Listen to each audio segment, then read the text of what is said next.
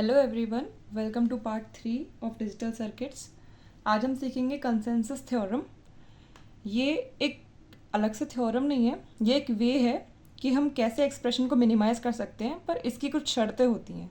इसमें है अगर A B plus A bar C plus B C है तो वो इस तरह लिखा जाएगा, ये है वो इस तरह लिखा जाएगा।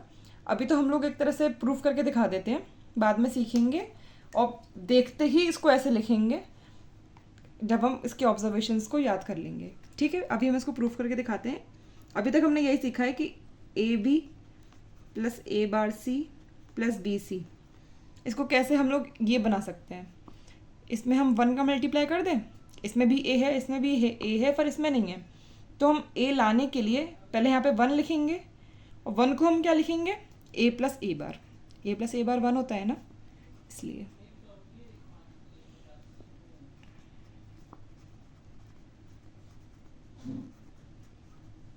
ठीक है।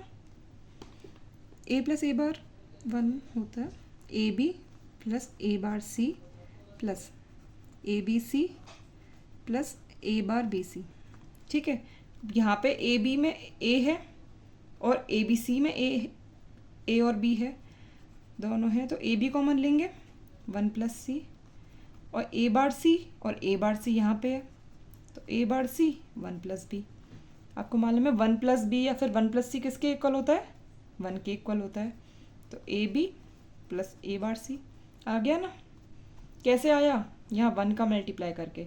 1 हमने क्यों मल्टीप्लाई किया, क्योंकि यहाँ पे इसमें ए था, इसमें भी ए था, इसमें नहीं था, तो वो ए लाने के लिए यहाँ पे 1 का मल्टीप्लाई किया और 1 को हमने ए प्लस ए बार लिखा। ये जो फॉर्मूला, ये जो फॉर्म है वो एस ओ पी है, ये जो फॉर्म है वो पी ओ एस है। ये S O P P O S जो है आपको समझ में आ जाएगा बाद में। हम पहले इसका और देख लेते हैं कैसे ये आया। ए प्लस बी, ए बार प्लस सी, बी प्लस सी। अब हमें दिख रहा है यहाँ पे भी ए का टर्म है, यहाँ पे भी ए का टर्म है, पर इसमें नहीं है। इसमें हम प्लस क्या करें कि ये सेम रहेगा बी प्लस सी। क्या 0 प्लस करेंगे तभी तो ये बी प्लस सी ही बना रहेगा। और 0 क्या होता है, 0 हम लोग ए इंटू ए बार, 0 इंटू 1 0 ही तो होता है, 1 इंटू 0 0 ही तो होता है, इसलिए ए प्लस बी ए बार प्लस सी। अब डिस्ट्रीब्यूशन लगाएंगे, ये एक टर्म प्लस ये 2 टर्म्स हैं, तो इसका इसके संग, इसका इसके संग, इस तरह B plus C plus A, B plus C plus ए बार। ठीक है, आ गया। ए प्लस बी और ए प्लस बी प्लस सी और ए बार प्लस सी, ए बार प्लस सी प्लस बी, ये है ना।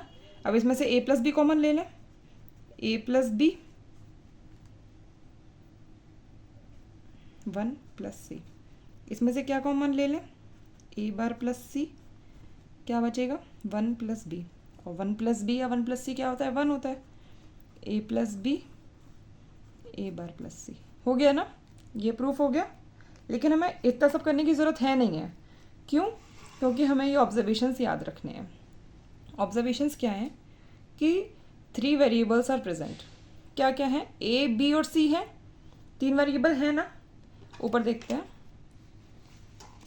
इसमें ए बी और सी है ना, 3 वेरिएबल है, ठीक है, ये हमने देख लिया। Each variable is used twice. किस तरह, ए है ए बार है, बी है बी है, सी है सी है, 2 बार है ना। वो ए एक बार ए के फॉर्म में है, एक बार ए बार के फॉर्म में, उससे फ़र्क नहीं पड़ता, पर 2 बार यूज़ हुआ है ना। ऐसे यहाँ पे ए 2 बार यूज़ हुआ है, बी भी 2 बार यूज़ हुआ है और सी भी 2 बार यूज़ हुआ है, तो मतलब each variable is used twice. ठीक है, only 1 variable is complemented and uncomplemented. A इसका अनकॉम्प्लीमेंटेड फॉर्म और कॉम्प्लीमेंटेड फॉर्म, बी का नहीं है। बी तो अगर बी यहाँ पे है तो बी यहाँ पे भी है, अगर यहाँ पे बी बार होता तो यहाँ पे भी बी बार होता। सी है तो सी है, पर ए की वेरिएबल है जो कॉम्प्लीमेंट भी हो रहा है और अनकॉम्प्लीमेंट भी है। इसमें भी ए ही कॉम्प्लीमेंट अनकॉम्प्लीमेंट है, बी और सी एज इट इज़ है। ठीक है, तो ए की वेरिएबल है, ठीक है। अब इसका क्या है, the term which does not contain the variable which is being complemented or uncomplemented is redundant and is minimized for the expression. ये जो है BC, इसी में तो नहीं है ए ही तो वो वेरिएबल है जो कॉम्प्लीमेंट और अनकॉम्प्लीमेंट हो रहा है, और वो ही BC वाले टर्म में नहीं है, तो इसी को हटा देंगे.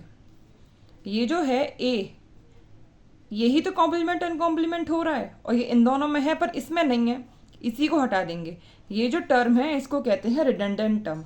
इसको हटाने से एक्सप्रेशन मिनिमाइज हो जाता है. इसी को कहते हैं कंसेंसस थ्योरम.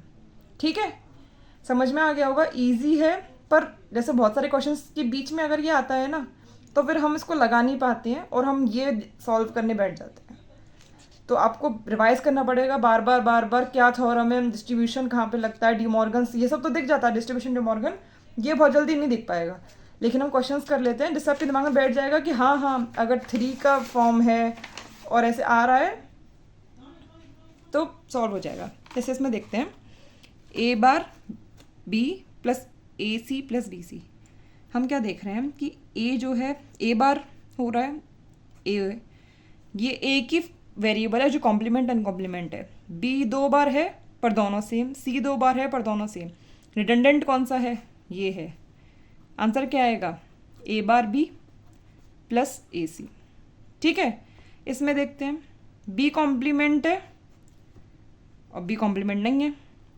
ए 2 बार है पर सेम, सी 2 बार है पर सेम, तो बी और बी यहाँ पे है, इस वाले में नहीं है, तो ये रिडंडेंट हो जाएगा. क्या आंसर आएगा, a b bar plus B C.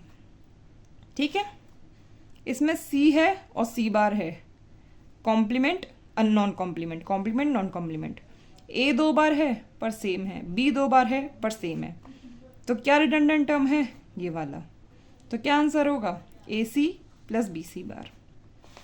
POS में आते हैं, ए प्लस बी और ए बार प्लस सी, ए बार और ए. बाकी बी 2 बार है, सी 2 बार है पर दोनों सेम है. क्या रिडंडेंट टर्म है, ये वाला, ए प्लस बी ए बार प्लस सी. इसमें देखते हैं ए प्लस बी ए प्लस सी, ए 2 बार है पर सेम है, बी 2 बार है पर सेम है, सी कॉम्प्लीमेंट में है नॉन कॉम्प्लीमेंट में है. रिडंडेंट टर्म कौन सा है, ये वाला है. आंसर क्या हो जाएगा, ए प्लस सी बी प्लस सी बार. ठीक है, ए बार प्लस बी बार प्लस ए बार प्लस सी बार. ए बार 2 बार है और दोनों ही सेम है, बी बार और यहाँ b complement form non complement form, c bar दोनों सेम है. मैंने ये नहीं कहा कि सी ही होना चाहिए, सी बार भी हो सकता है, इधर भी सी बार है इधर भी सी बार है और दोनों सेम है. कॉम्प्लीमेंट अनकॉम्प्लीमेंट किसका पॉसिबल है, बी का. तो ये दोनों टर्म रहेंगे, ये रिडंडेंट टर्म है. आंसर क्या हो जाएगा, a bar b bar plus B c bar. ये वाला क्वेश्चन है b a b bar plus A bar c, non complement complement, b bar same है, बी बार सी और सी भी सेम है, तो क्या रिडंडेंट टर्म है, ये वाला. क्या आंसर हो जाएगा, ए बी बार प्लस ए बार सी. ठीक है, अब हमारे थ्योरम सारे कंप्लीट हो गए हैं. हम मिनिमाइज कर सकते हैं किसी भी बुलियन एक्सप्रेशन को इनके बेसिस पे. एक और तरीका होता है एक्सप्रेशन को मिनिमाइज करने का, वो होता है के मैप, वो हम बाद में सीखेंगे. ठीक है, अगर एक चीज़ और है इसमें सीखने की नहीं, मतलब अगर आपसे कह दिया गया कि इसका आप बताइए क्या होगा लॉजिकल सर्किट, तो वो हम कैसे सॉल्व करेंगे. उसका एक प्रेसिडेंस ऑर्डर होता है कि अगर आपके पास ब्रैकेट है ना, अगर ये ब्रैकेट लगा होता तो आप पहले ब्रैकेट को सॉल्व करेंगे ना, पहले ब्रैकेट सॉल्व होगा, फिर अगर कहीं पे नॉट का ऑपरेटर है, जैसे ये बी बार लगा हुआ है, तो पहले बी बार सॉल्व होगा, फिर एंड सॉल्व होगा और फिर और सॉल्व होगा. एंड पहले कहाँ पे सॉल्व होगा, अगर जो फॉर्म है वो SOP है. SOP क्या होता है, सम ऑफ प्रोडक्ट्स. ये सम हुआ है प्रोडक्ट्स का, ये 2 चीज़ के प्रोडक्ट है ना, उसका सम हुआ है, तो पहले एंड करेंगे फिर प्लस करेंगे. ठीक है, अगर POS है पहले ब्रैकेट सॉल्व होगा, फिर नॉट ऑपरेटर देखेंगे किस किस का नॉट हो रहा है, उसे लेटरल का नॉट करेंगे, फिर और ऑपरेटर होगा, फिर एंड होगा. ये किस में होता है, POS में. एक सॉल्व कर लेते हैं, जैसे ये है. ठीक है, ब्रैकेट नहीं था वो मैंने लगाया। सबसे पहले बार, एक ए था हमारे पास, एक बी था और एक सी, ये इनपुट्स दे रखे थे। सबसे पहले ब्रैकेट है नहीं है, नॉट लगाना है, हमने नॉट लगा दिया। ठीक है, अब हमें मल्टीप्लाई करना है। क्यों? पहले एंड यूज़ करेंगे, ए और बी बार का मल्टीप्लाई करना है, ये ऑपरेटर होता है ना। अब ये जो है ए बी बार और सी, इन दोनों का प्लस करेंगे, ये एफ। ये है इसका लॉजिकल सर्किट। समझ में आ गया? ये प्रेसिडेंस ऑर्डर क्यों काम आता है? ये बताने के लिए कि अगर एसओपी है तो एंड पहले होगा, उससे पहले सारे लिटरल्स का नॉट होगा। अगर ब्रैकेट में कोई एक्सप्रेशन है अंदर तो पहले ब्रैकेट सॉल्व होगा। ठीक है, इस वीडियो को यहीं ख़त्म करते हैं। ये शॉर्ट वीडियो है क्योंकि मैं नहीं चाहती इसके आगे जो गेट्स है वो इसी में चालू हों। इसके बाद हम सीखेंगे नैंड और नॉर गेट्स, बहुत अच्छे तरीके से सीखेंगे, काफ़ी उसके प्रॉपर्टीज़ सीखेंगे, आपको मज़ा आएगा। इस वीडियो के लिए थैंक यू।